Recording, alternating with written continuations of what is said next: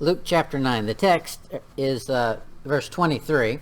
The title of our message is Unacceptable Syndromes for Saints. Unacceptable Syndromes for Saints. You know, the world is full of, everybody's got a label. The world wants to give you some sort of a syndrome. Now, in most cases, it should probably be spelled S-I-N-drome. That gives you a pass for whatever your favorite sin is. Well, that's just your propensity. You've got a special condition. You can't help it. You got to do it. No. When you get saved, Jesus Christ came to deliver us from sin. So we don't have any syndromes that we have to be involved in.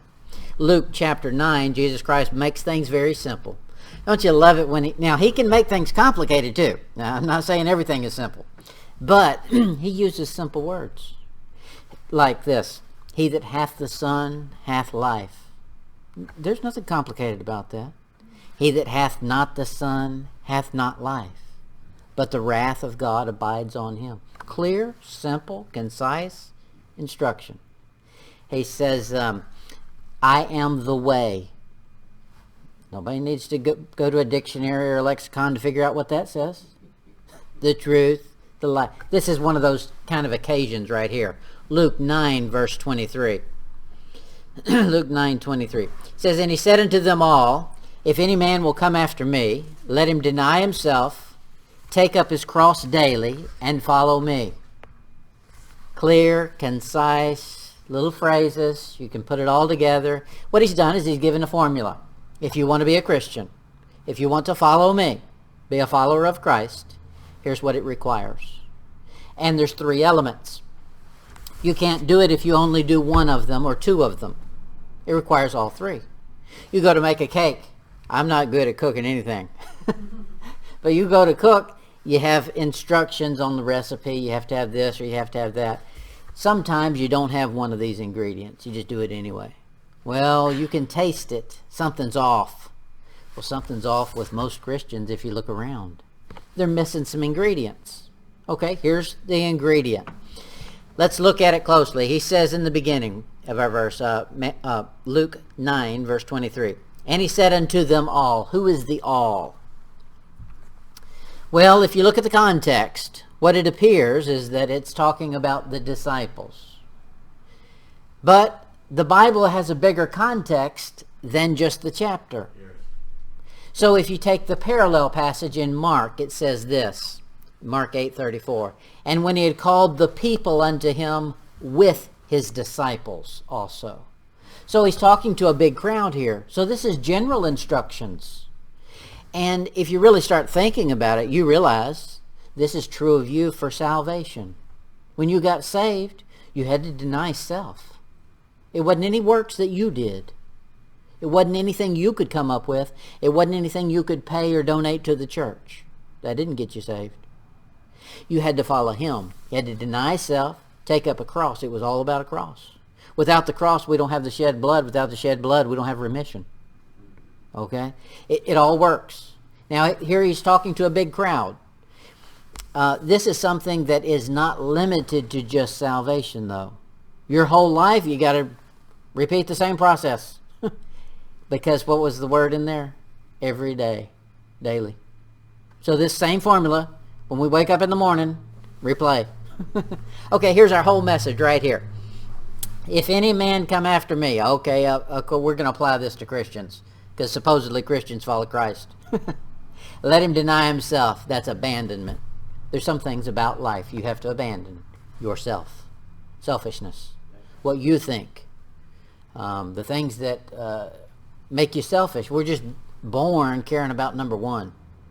Well, if you're going to follow Christ, it's not about you, it's about him. Abandonment. Then he says, take up his cross daily. That is, there's an assignment. He's going to give you what you need to do. You don't get to make up the rules. I don't get to make up the rules. He's going to give them to us. And he says, and follow me. That is, agree with the commandments I give you, because they may change on the spur of the moment, and I'm not going to have to justify myself to you. That's the way he is. When we read his word, we've got to follow what he says. We've got to decide when we go to it, God's king, period. Whether I like it or not, that's who he is. You know, he's got some rules in here that I would rather he didn't. But I'm not the king. He is. He makes the rules. Okay, let's notice some of these syndromes. The first one I call the compliance syndrome, or commonplace syndrome. Commonplace syndrome is this. It sees life as a repetitive series of endless exercises in boredom. You ever met people like that? Oh, life just is horrible, and tomorrow's going to be horrible, and the next day is going to be horrible. Whatever's happening, there's always a horrible component to it. And they think there's no hope in life. Okay, well, that's some people. They can't see the supernatural. If you're saved, we got hope.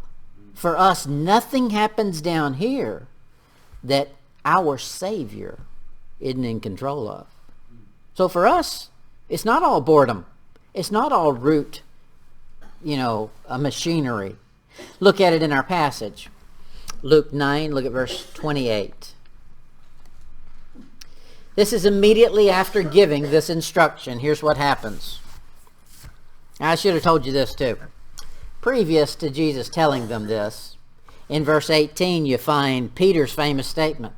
Probably the best thing he ever said in his whole career, which he said a lot that wasn't so great. But the best thing he ever said in his career is Jesus asked the question, who do men say that I am? He identified Jesus Christ as the Son of God. That was the best thing he could have done. Immediately after this, Jesus gives the formula. 3 things. Deny self, pick up your cross every day, and follow me. And so they're going to be tested on it. We'll take that same formula, abandonment, assignment, and what else? Agreement. We'll take those 3 things and just look at this chapter. Just this chapter, and see how this formula repeats. You could do this with the whole entire Bible. Take that formula, you know the key now. You've got a key. You can inspect every time that it was used or not used, what ingredient was missing, and see it play out, just like he said. Look at chapter 9, verse 28. And it came to pass, about 8 days after these things, he took Peter, John, and James and went up into a mountain to pray. That's nothing new. They're used to that. That's what he does. They're going off in the mountain to pray again. Well, guess what? It's not an extended vacation. They're not out sightseeing. These guys are wore out. You know what happens when you're wore out and you go to praying? You go to sleeping. That's normal. Look at verse 32. But Peter and they that were with him were heavy with sleep. And when they were awakened, they saw his glory and the 2 men that stood with him. This is the Mount of Transfiguration. You know what they thought? Oh, this is just going to be like every other time we've been out here with him praying. He prays forever and ever. He prays about things we ain't even thought about. This is a good time to catch up on some snoozes. Reminds me of the time I was in college. When I was in college, I went to a little private college Bible school up in Chicago, outside of Chicago. And one of my roommates, I had 2 roommates. And, of course, they've got to always make a statement. And so they crack the whip and you respect them and you fear the hierarchy. So we went to chapel. Immediately after chapel, before dismissing us, they called out my whole row and the row behind me. Said, all these people meet directly after chapel, go now to the office. And they were going to hold everybody in the chapel until we were dismissed. Privileged to go be beat up on. So we get up there to the office, and it was really just, they didn't have hardly anything. My one roommate, they said, you were sleeping in chapel. Why were you sleeping? Naughty boy. And he said I think he was egging for a fight. He said, well, I worked 3 jobs and, going to school. Oh, that's fine. Don't worry about it. And then that wasn't enough. They let him off the hook too easy. He said, well, and you were preaching on rock music, and I don't have any problem with rock music, and I thought it'd be a good time to get some sleep. That's our disciples here. It's just a good time to get some sleep. He's over there praying. We've been to all these prayer meetings. We do them on a regular basis. Why not just catch up on sleep? We're heavy with sleep. No, sir, there's something special going to happen. I wonder how many times in life God's got something special planned, and we just view it as rote, mundane. And he says, no, keep your eyes open. Something special is about to happen. Look at the assignment. According to our formula, the assignment is take up your cross daily. Now look in this scenario. Mark 9, look at verse 5. Mark 9, verse 5. Sometimes this is our assignment. This is a parallel passage. It just gives us a little detail that I didn't have in Luke. Mark 9, verse 5. And Peter answered and said unto Jesus, Master, it is good for us to be here. Let us make 3 tabernacles, one for thee, and one for Moses, and one for Elias. For he wist not what to say, for they were sore afraid. So, sometimes the assignment is, shut up and learn. Really? Yeah, that's Peter. Gotta get that mouth moving. Well, sometimes in life you don't have all the answers. How many times in there you'll read that somebody saw something, they couldn't figure it out, and they pondered on this. You meditate on things. You think of them. Okay, now that's God's classroom. He's going to start teaching you. Peter wasn't ready for teaching. He's ready for talking. That was the assignment. Sometimes that's our greatest assignment. Shut your mouth and listen. Learn. Stay awake and learn. Now, the agreement. By agreement, I mean when we agree with Christ, you're following him. That is, you've decided he's God.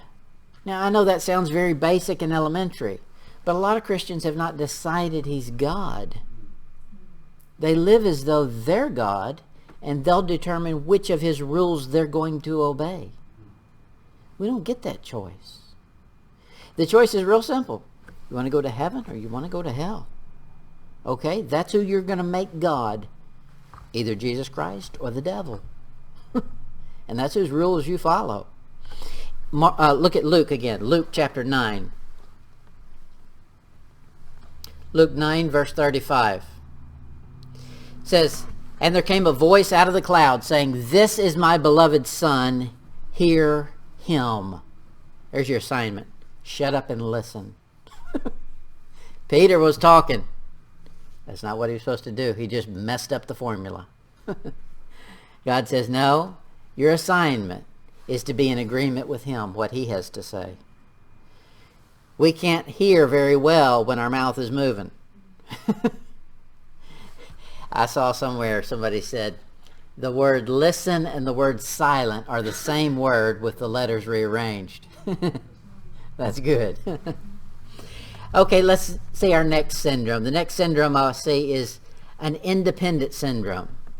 That is, this person sees only 2 ways to accomplish something. The wrong way and my way.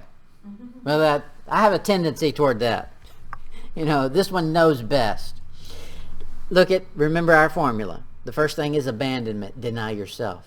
Okay, we're in Luke. Luke 9, verse 37.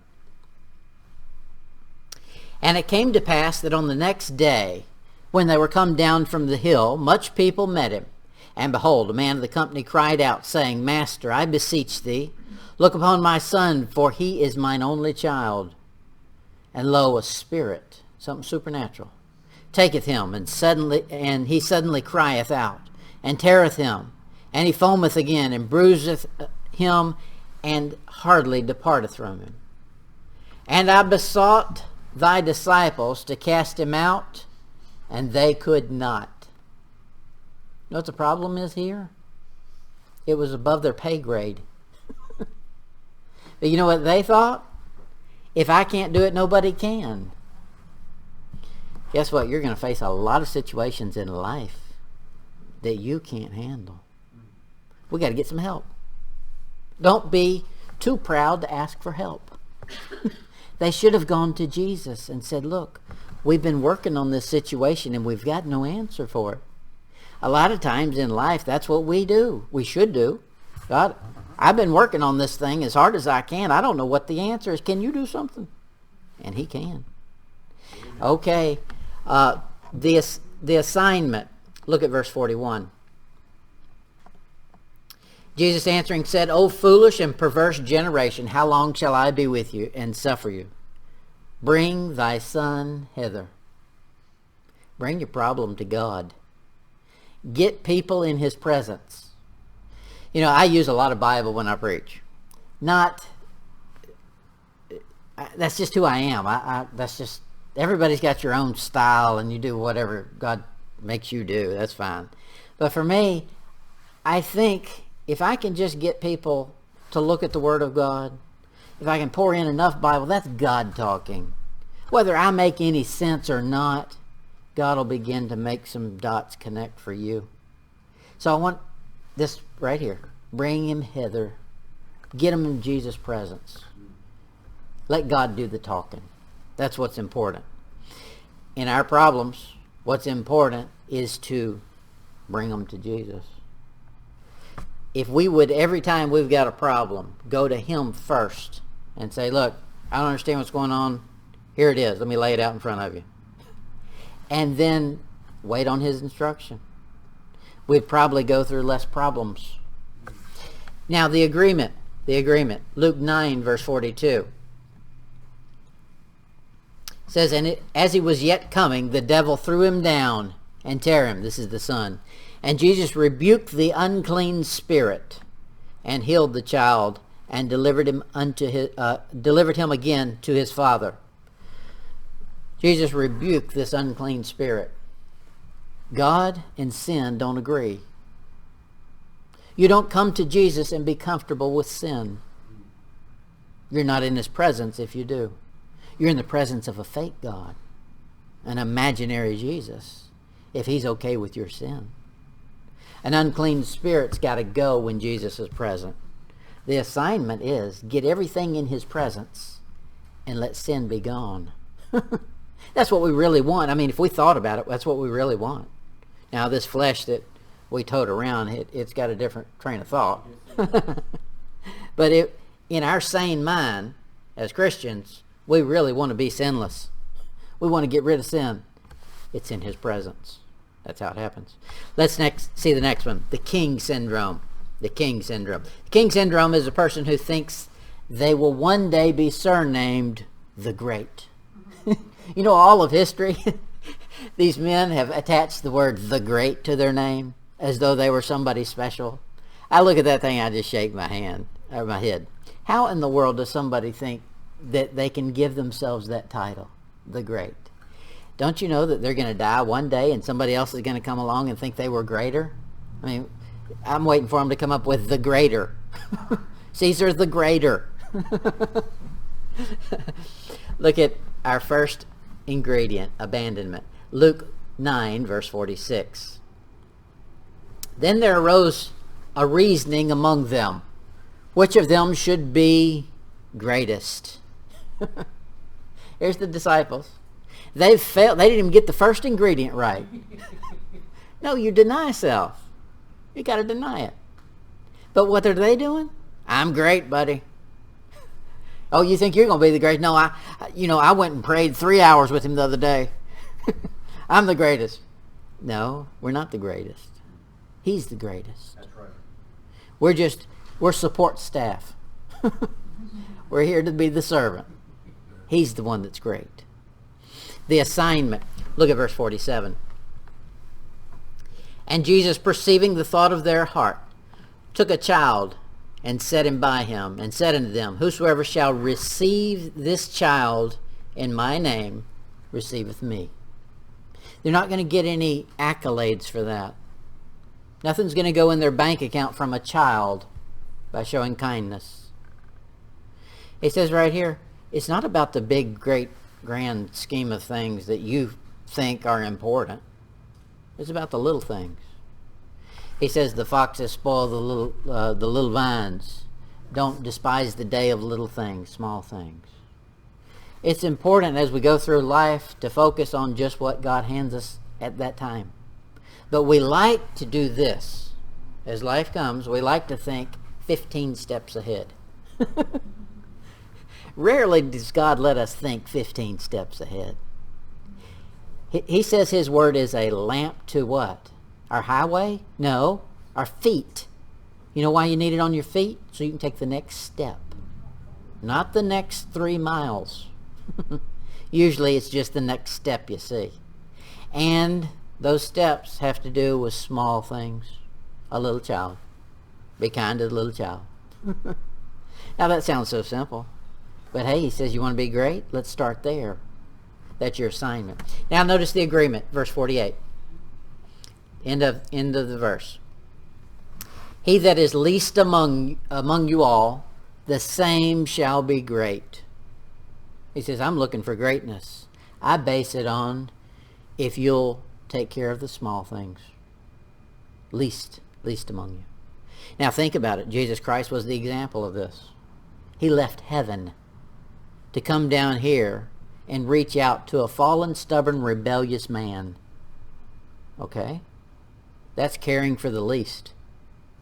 That's what he did. Well, we should do the same. And really, I've got 3 more points, so we better cut it off there, or I'll go all morning. We'll finish this up tonight.